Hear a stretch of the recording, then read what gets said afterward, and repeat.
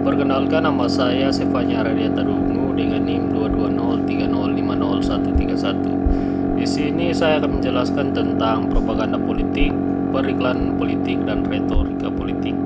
Saya akan memulainya dari propaganda politik. Propaganda politik adalah usaha untuk mengubah pandangan dan perilaku masyarakat dengan memanipulasi teknik-teknik tertentu.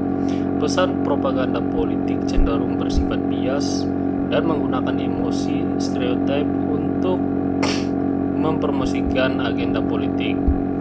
Dampaknya signifikan jika mampu menciptakan persepsi yang kuat di kalangan pemilih.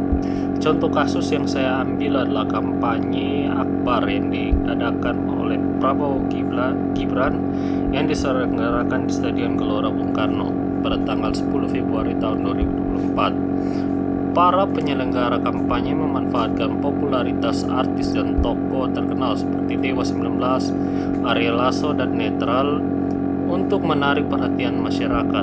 Kehadiran artis-artis tersebut di acara kampanye bertujuan untuk menciptakan suasana yang meriah dan memperkuat citra positif terhadap pasangan calon Prabowo Gibran.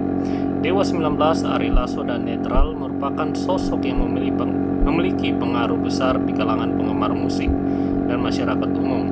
Dengan memanfaatkan popularitas mereka, tim kampanye Prabowo Gibran berharap dapat menjangkau dan memengaruhi segmen-segmen pemilih yang lebih luas, terutama kalangan muda yang cenderung menjadi penggemar musik dan mengikuti perkembangan dunia hiburan.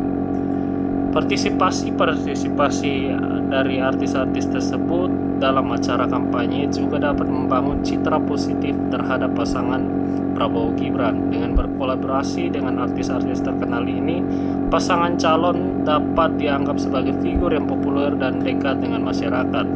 Hal ini dapat menciptakan kesan bahwa Prabowo Gibran adalah pemimpin yang memiliki dukungan dari berbagai kalangan masyarakat yang luas, termasuk kalangan seniman dan tokoh-tokoh terkenal. Namun dalam konteks propaganda politik, penggunaan artis atau tokoh terkenal juga dapat menimbulkan kontroversi. Beberapa pihak mungkin akan melihat partisipasi artis dalam acara kampanye sebagai bentuk penyalahgunaan kekuasaan atau sebagai upaya memanipulasi opini publik. Selain itu, dapat juga tercipta pertanyaan tentang independensi dan kesadaran politik dari artis-artis yang terlibat, serta dampaknya terhadap kebebasan berekspresi dan kebebasan berpendapat dalam masyarakat. Dengan demikian, penggunaan artis atau tokoh-tokoh terkenal dalam kampanye politik merupakan strategi yang memiliki potensi untuk mempengaruhi opini publik. Baik, yang berikutnya adalah periklanan politik. Periklanan politik merupakan bentuk komunikasi yang digunakan oleh kandidat atau partai politik untuk memperkenalkan diri mereka kepada pemilih. Pesannya lebih fokus dan menggunakan teknik pemasaran untuk membangun citra positif tentang kandidat atau partai. Periklanan politik dapat hadir dalam berbagai bentuk, termasuk iklan di media tradisional dan media digital. Gerakan Gemoy Prabowo adalah contoh konkret dari strategis ini, di mana ia menampilkan diri dengan cara yang tidak biasa dan menghibur, yang kemudian menjadi viral di media sosial.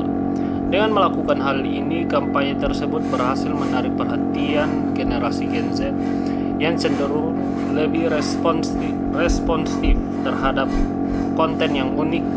Dengan demikian, strategi ini membantu kampanye untuk membangun citra yang sesuai dengan preferensi dan nilai generasi muda, sehingga meningkatkan daya tarik dan potensi untuk mendapatkan dukungan dari segmen tersebut. Yang terakhir adalah retorika politik. Retorika politik itu sendiri adalah seni dan ilmu yang mempengaruhi opini publik melalui penggunaan bahasa atau argumen persuasif. Pesannya sering menggunakan kata-kata, analogi, dan metafora untuk membentuk hubungan emosional dengan pemilih. Retorika politik dapat ditemukan dalam pidato, wawancara media, dan tulisan-tulisan politik lainnya. Sekian dan terima kasih.